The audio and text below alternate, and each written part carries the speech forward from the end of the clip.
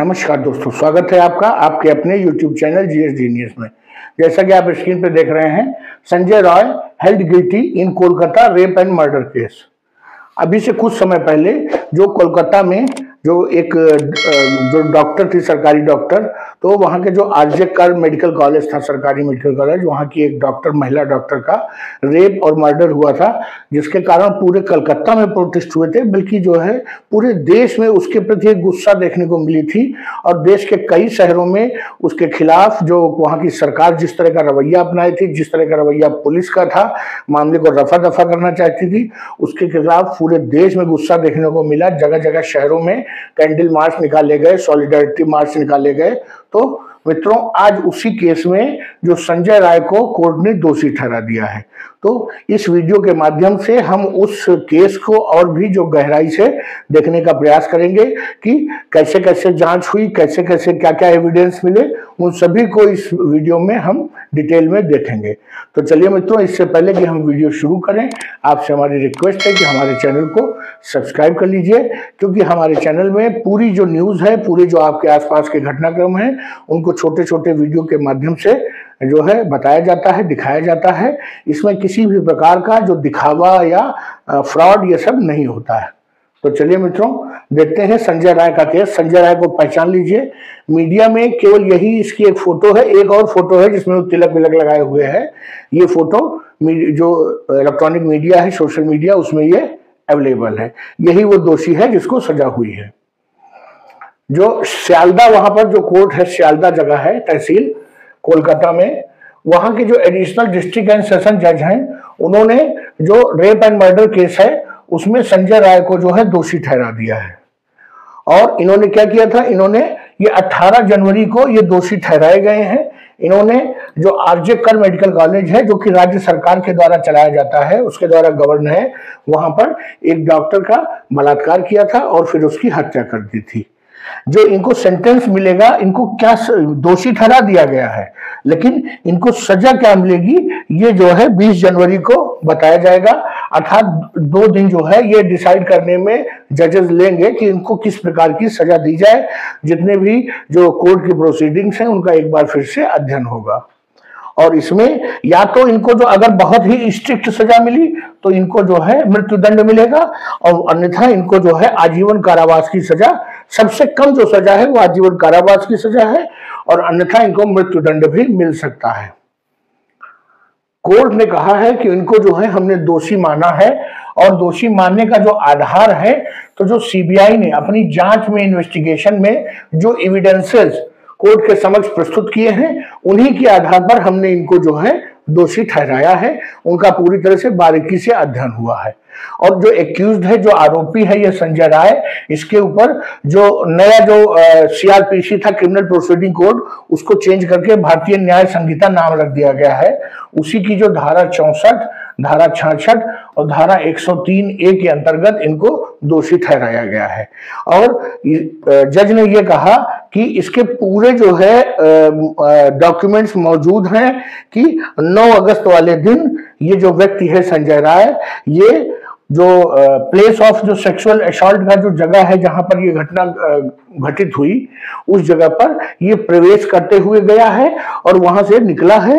ये सब कुछ जो है सीसीटीवी फुटेज में रिकॉर्ड हुआ है।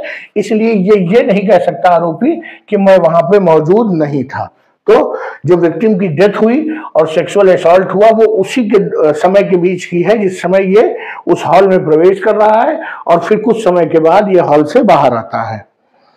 इसके पहले सीबीआई ने, ये घटना है अगस्त 9 की, और सीबीआई ने अपनी चार्जशीट जो है 7 अक्टूबर को जो है कोर्ट में दाखिल कर दी थी। चार्जशीट होने के बाद ही मुकदमा चालू होता है। अर्थात जब कोई चार्जशीट दाखिल होती है तो जो इन्वेस्टिगेटिंग एजेंसी है, चाहे वो स्टेट पुलिस हो या सीबीआई हो, सीबीसीआईडी हो, जब वो चार्जशीट फाइल होती है तो इसका मतलब जांच के बाद जो ये दोष ठहराया गया है कि ये दोषी है कि नहीं, वही चार्जशीट में बताया जाता है। तो अक्टूबर में इनकी चार्जशीट फाइल हुई थी, और अक्टूबर के बाद अक्टूबर, नवंबर, दिसंबर और ये जनवरी का जो आधा महीना है, इसमें ये पूरी प्रोसीडिंग चली और पूरा मुकदमा इनके ऊपर चला गया। ये जो विक्टिम था संजय राय, ये एक जो है सिविक पुलिस का जो है वॉलंटियर था। सिविक पुलिस वॉलंटियर वो होते हैं जो सिविल मतलब नागरिक होते हैं, वो पुलिस के लोग नहीं होते हैं, लेकिन पुलिस से जुड़े रहते हैं और पुलिस के छोटे छोटे कार्यों में उनकी मदद करते हैं। वास्तव में ये कुछ नहीं होते हैं, ये पुलिस के एजेंट होते हैं, उनके मुखबिर होते हैं और पुलिस के दूसरे तरीकों से भी मदद करते हैं, और जो उनका मुख्य मकसद है छोटे छोटे कार्यों में, उसमें तो मदद करते ही हैं। और ये जो है इनको जो है सीबीआई को जब केस ट्रांसफर हुआ था उसके पहले ही कोलकाता पुलिस ने इनको गिरफ्तार कर लिया था। जब ये केस घटित हुआ, ये घटना घटित हुई, तो शुरुआत में पुलिस का और जो वहां के फॉर्मर प्रिंसिपल थे मेडिकल कॉलेज के, उनका रवैया ऐसा था कि मान लो केस को वो इधर उधर करना चाहते हैं, रफा दफा कर देना चाहते हैं।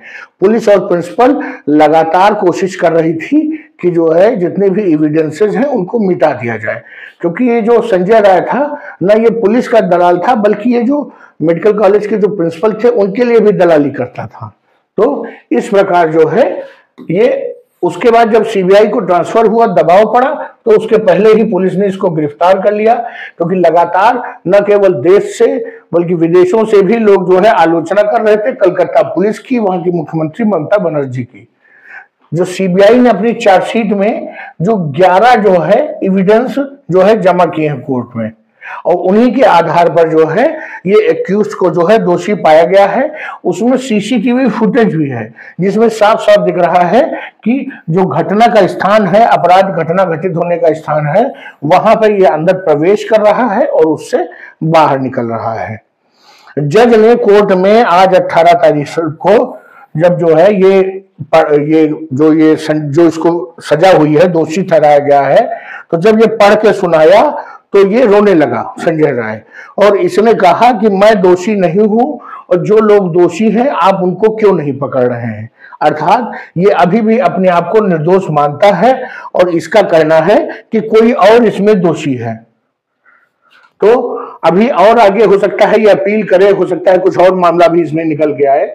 जज ने कहा है कि तुमको बोलने का मौका दिया जाएगा जब तुमको सेंटेंसिंग होगी, अर्थात जब तुमको दंड सुनाया जाएगा, उसके पहले तुमको एक बार फिर से अपनी बात कहने का मौका दिया जाएगा। आप लोगों ने इन बॉलीवुड फिल्मों में भी देखा होगा कि जब जज सजा देते हैं तो वो कहते हैं कि तुमको अपनी सफाई में कुछ और कहना है, तो या तो कुछ कहता है अपराधी या तो कहता है नो मिलावट, कुछ नहीं कहना है। तो आपने उसको देखा होगा, उसी प्रकार जज ने भी इससे कहा कि तुमको अपनी सफाई में कहने का मौका मिलेगा। इसके पहले आपको बता दें कि आज के दिन एक बहुत भारी भरकम भीड़ जो है मीडिया वालों की और जो एनजीओ की और डॉक्टर्स की, स्टूडेंट्स की, वो कोर्ट के बाहर जमा थी और वो जानना चाहती थी कि वहां पर क्या हुआ। पुलिस को काफी मशक्कत करनी पड़ी उस भीड़ को रोकने के लिए। जो कोर्ट के बाहर जो उस कॉलेज के जूनियर डॉक्टर्स वहां बहुत बड़ी संख्या में आए हुए थे उस डॉक्टर के सपोर्ट में, उसके लिए, तो उन्होंने कहा कि वो ये नहीं मानते हैं कि संजय राय इसमें अकेला दोषी है और वो अकेले इतना बड़ा क्राइम नहीं कर सकता है। वो जो महिला थी, जो डॉक्टर, उसके शव की जो स्थिति थी उसको देख करके जो डॉक्टर्स हैं वो स्वयं कह रहे हैं कि ये अकेले व्यक्ति का काम नहीं हो सकता है। यही वो डॉक्टर हैं जो पोस्टमार्टम रिपोर्ट में एक एक मिनट का, एक एक घंटे की डिटेल दे देते हैं कि कब क्या हुआ। वो स्वयं कह रहे हैं कि ये एक व्यक्ति का काम नहीं लगता है, इसमें कुछ लोग और हैं। तो अभी भी डॉक्टर संतुष्ट नहीं है। हाँ, उसके जो पेरेंट्स थे उस डॉक्टर, महिला डॉक्टर के, उन्होंने जरूर कोर्ट का जो है धन्यवाद दिया है। इसके पहले जब ये घटना घटी थी तो कोलकाता में जो लोग थे वो बहुत नाराज थे, लगातार धरना प्रदर्शन चल रहे थे, और इस अपराध के खिलाफ तो धरना प्रदर्शन चल ही रहे थे, लेकिन उनका गुस्सा इसलिए और बढ़ गया था कि जो उस समय की सरकार थी और उनकी जो राजनीतिक पार्टी के गुंडे थे, उन्होंने जिस प्रकार हॉस्पिटल से साक्ष्यों को मिटाया था, पुलिस जो है साक्ष्य मिटाने पर जुटी हुई थी। जो मेडिकल कॉलेज के जो प्रिंसिपल थे, फॉर्मर अब कहेंगे, अब हटा दिया गया है, दूसरी जगह बना दिया गया है, वो भी जो है अपराधियों के साथ थे, उससे लोगों का गुस्सा और ज्यादा भड़क गया था।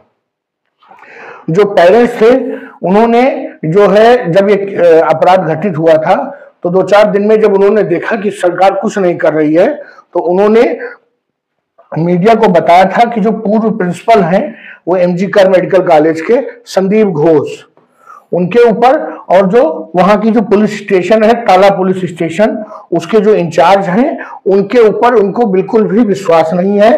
वो लगातार जो साक्ष्यों के साथ छेड़छाड़ कर रहे हैं और लगातार एफआईआर दर्ज करने में जो है वो डिले कर रहे हैं। यही कारण था कि जो कुछ लोग और जो इनके पेरेंट्स हैं वो हाईकोर्ट गए। हाईकोर्ट के माध्यम से सीबीआई जांच का आदेश हुआ, क्योंकि सरकार जो है खुद सीबीआई की जांच नहीं कराना चाहती थी। बार बार कह रही थी कि हम सही से जांच करेंगे, स्टेट एजेंसीज को करने दीजिए, केंद्रीय एजेंसीज को इसमें शामिल ना करिए। लेकिन हाईकोर्ट के आदेश के कारण सीबीआई को जांच मिली, और आप देखिए कि सीबीआई ने फटाफट अपना काम किया और इस संजय राय को इतने साक्ष्य जुटा लिए कि संजय राय को दोषी ठहराया जा सके। तो चलिए मित्रों, ये वीडियो मैंने आपके समक्ष प्रस्तुत किया, जिसमें बताया कि संजय राय को दोषी ठहरा दिया गया है। 20 तारीख को जब इसको सजा मिलेगी तो तब भी मैं उसके अपना वीडियो इस मुद्दे पर लाऊंगा और आपको बताऊंगा कि कैसे कैसे उसको क्या क्या सजा मिली और उसके पास अब क्या क्या ऑप्शन है संजय राय के पास। तो चलिए मित्रों, वीडियो अच्छा लगा हो, इंफॉर्मेटिव लगा हो तो वीडियो को लाइक करिए, चैनल को सब्सक्राइब करिए। आगे इसी प्रकार की वीडियो मैं आपके समक्ष और भी अपलोड करता रहूंगा। तो चलिए मित्रों, धन्यवाद।